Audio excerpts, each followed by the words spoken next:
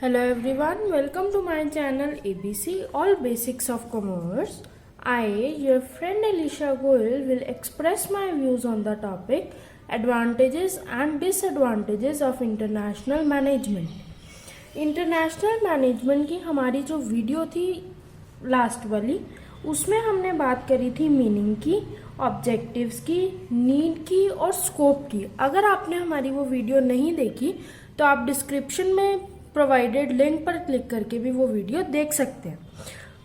अब इस वीडियो में हम बात करेंगे इंटरनेशनल मैनेजमेंट के एडवांटेजेस और डिसएडवांटेजेस की। अगर हम इंटरनेशनल मैनेजमेंट की थोड़ी सी इंट्रोडक्शन की बात करें तो इंटरनेशनल मैनेजमेंट का मतलब होता है कि जब हम अपने बिजनेस को इंटरनेशनली करते हैं, इंटरनेशनल ग्लोबल बाउंड्रीज में अपने बिजनेस को लेकर जाते हैं, तो वहाँ पे बहुत सारी डिफ़िकल्टीज़ को फेस करना पड़ता है। लाइक वहाँ के रूल्स रेगुलेशंस हर कंट्रीज के अलग हैं, हमें कुछ बैरियर्स को रिमूव करना पड़ता है, हमें वहाँ के जो डोमेस्टिक पीपल हैं उनके टेस्ट लाइकिंग के अकॉर्डिंगली अपने प्रोडक्ट को मोल्ड करना पड़ता है, अपनी एडवर्टीजमेंट्स को मोल्ड करना पड़ता है। तो उसको मैनेज करना, इन सारे बैरियर्स को रिमूव करना, अपनी एक्टिविटीज़ को मैनेज करने को हम क्या बोलते हैं? International management. अपने बिजनेस को इंटरनेशनली लेकर जाना और उसके बाद इंटरनेशनल एनवायरनमेंट के अकॉर्डिंगली बिजनेस की एक्टिविटीज़ को मोल्ड करना हर कंट्री के हिसाब से, उसे हम बोलते हैं इंटरनेशनल मैनेजमेंट। ये थोड़ी सी इंट्रोडक्शन थी। अगर आपको डिटेल मीनिंग चाहिए या फिर नीड, ऑब्जेक्टिव और स्कोप चाहिए तो आप लास्ट वीडियो देख सकते हैं। अब आएगा हमारा main topic, advantages of international management. जब हम इंटरनेशनल मैनेजमेंट की बात करते हैं तो उसके एडवांटेजेस को हम मेनली दो पार्ट्स में डिवाइड करके फिर स्टडी करते हैं। एक एडवांटेजेस का टाइप आता है इंडिविजुअल कंपनी के पॉइंट ऑफ व्यू से, और दूसरा आता है हमारा गवर्नमेंट के पॉइंट ऑफ व्यू से। क्योंकि जब इंटरनेशनली हम काम करते हैं तो हर कंट्री की गवर्नमेंट अलग होती है, हर कंट्री के गवर्नमेंट के रूल्स रेगुलेशंस अलग होते हैं। तो हम यहाँ पे कुछ गवर्नमेंट व्यू पॉइंट से भी एडवांटेजेस की बात करेंगे।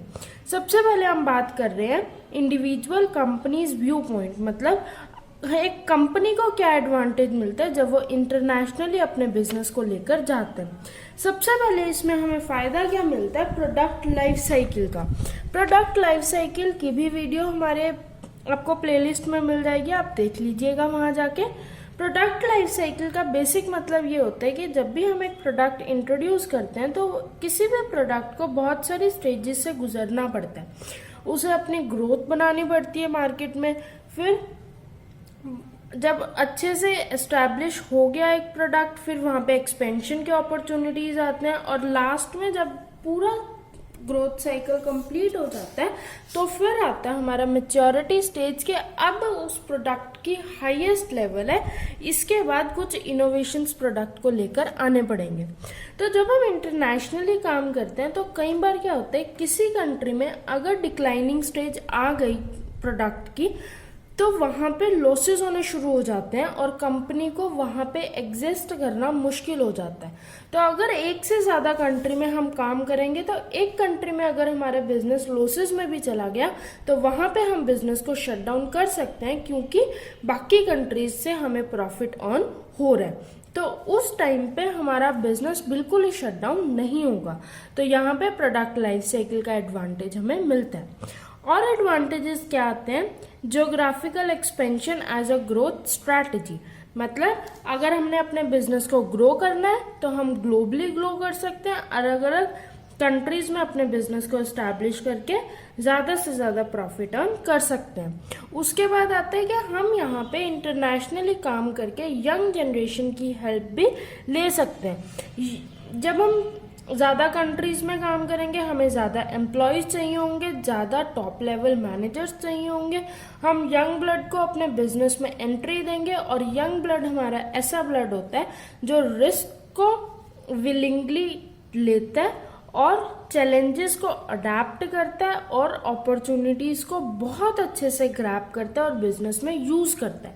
तो हम यहाँ पे यंग ब्लड का भी एडवांटेज ले सकते हैं।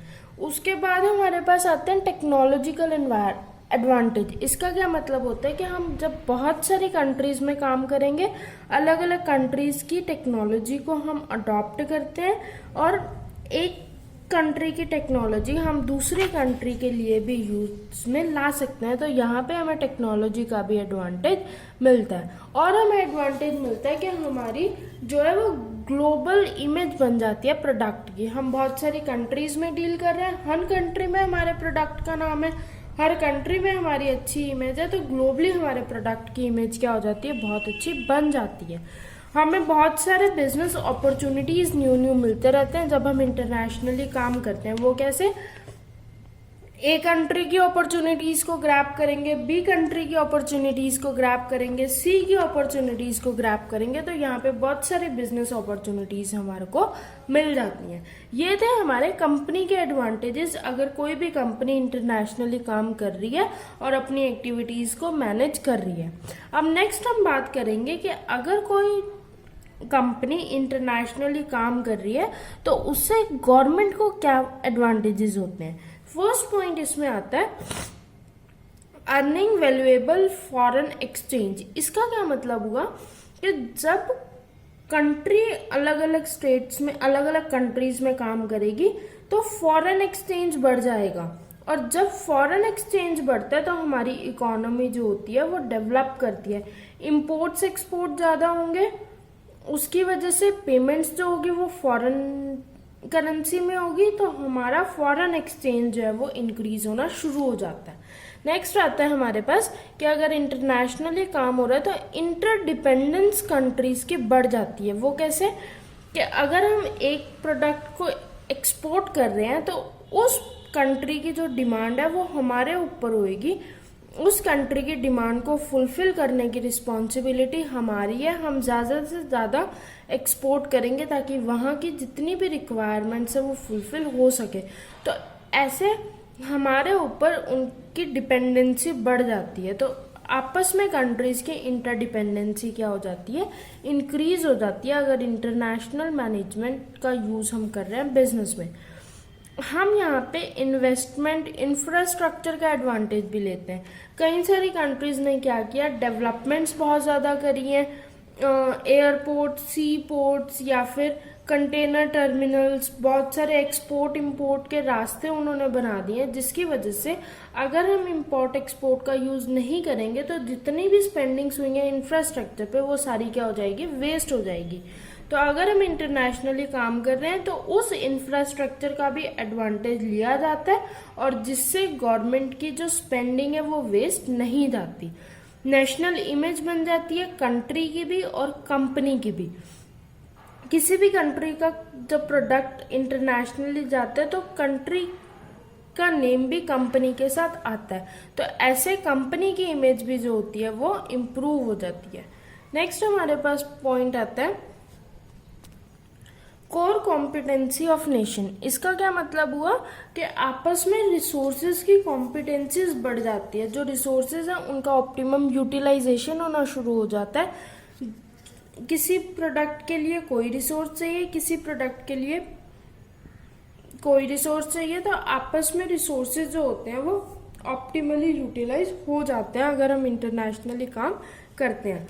ये थे हमारे पॉइंट्स एडवांटेजेस के कि अगर इंटरनेशनल मैनेजमेंट हो रहा है तो उसके क्या क्या फायदे आते हैं। अब नेक्स्ट हमारे पास टॉपिक आएगा डिसएडवांटेजेस ऑफ इंटरनेशनल मैनेजमेंट, कि अगर इंटरनेशनल मैनेजमेंट हो रही है तो उसके कुछ डिसएडवांटेजेस भी होते हैं, हम उसकी बात करेंगे। फर्स्ट पॉइंट इसमें आता है competition with small scale industries. अगर एक कंट्री है जहाँ पे स्मॉल स्केल इंडस्ट्रीज भी हैं बहुत सारी, और वहाँ पे बहुत सारी एमएनसीज आ गई, फॉरेन कंपनीज आ गई अपने प्रोडक्ट्स लेके, तो उन स्मॉल स्केल इंडस्ट्रीज के लिए एस्टैब्लिश होना बहुत मुश्किल हो जाता है, उनके लिए कंपटीशन बहुत बढ़ जाता है। नेक्स्ट आता है कि कहीं प्रोहिबिटेड गुड्स भी होते हैं, कुछ गुड्स ऐसे होते हैं जो किसी किसी कंट्री में प्रोहिबिट भी किए जाते हैं, तो उस केस में हम इंटरनेशनली काम उन कंट्रीज में नहीं कर पाते, ये भी एक डिसएडवांटेज होता है। नेक्स्ट आता है production of profitable consumer goods.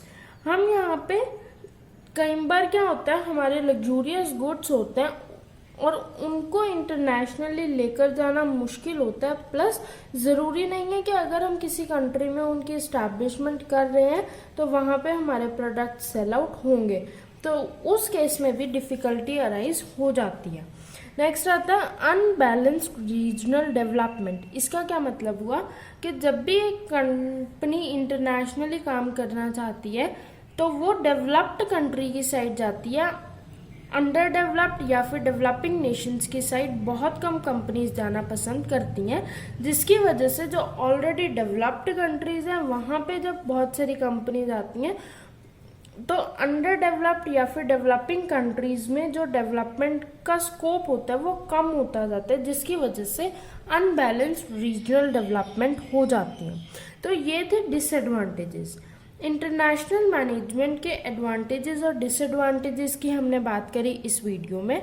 Introduction, meaning की और ऑब्जेक्टिव्स, नीड और स्कोप की हमने बात करी थी हमारी लास्ट वीडियो में, और नेक्स्ट वीडियो में भी हम इंटरनेशनल मैनेजमेंट ही कंटिन्यू करेंगे, जिसमें हम बात करेंगे ट्रेंड्स की। ट्रेंड्स का मतलब होता है कुछ चेंजेस जो अफेक्ट करते हैं इंटरनेशनल मैनेजमेंट को। हम उन सारे ट्रेंड्स की बात करेंगे नेक्स्ट टॉपिक में। अगर आपको हमारी ये वीडियो अच्छी लगी तो आप हमारी वीडियो को लाइक करें, शेयर करें, वीडियो पे कमेंट करें, आप रेकमेंड करें हमारी वीडियोस अगर आपको पसंद आ रही हैं तो। प्लस आप चैनल को सब्सक्राइब करें अगर आपने अभी तक नहीं किया, बेल आइकन भी प्रेस करें, और अगर आपको कोई डाउट आ रहा है या फिर किसी टॉपिक पर वीडियो चाहिए तो वो आप हमें कमेंट सेक्शन में बता सकते हैं। Thank you so much.